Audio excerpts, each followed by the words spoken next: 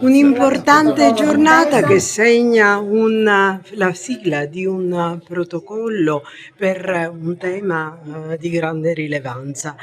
La prefettura è impegnata in primo luogo per raccogliere un consenso interistituzionale e lottare per questa tematica. Sì, la giornata è importante non solo per la prefettura ma per tutto il territorio agrigentino.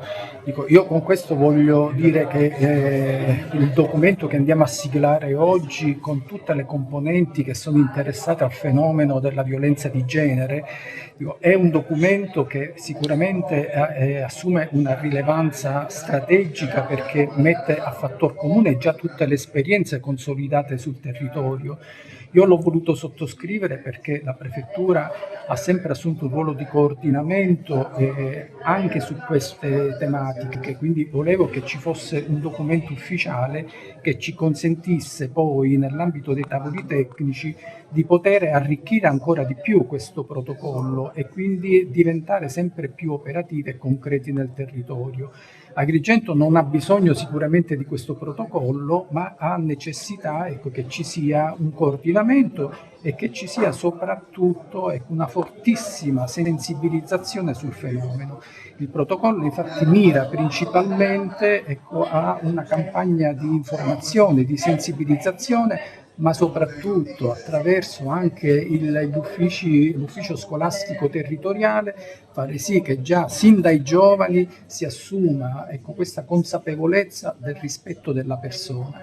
Ecco, in breve sintesi, il protocollo prefettizio vuole, ecco, ancora di più evidenziare e rimarcare il ruolo del territorio, quindi è quello che facciamo, lo sottoscriviamo oggi, ma ripeto, già sia le forze dell'ordine, sia la magistratura, sia gli uffici sanitari, i centri antiviolenza, i servizi sociali sono già ben strutturati sul territorio.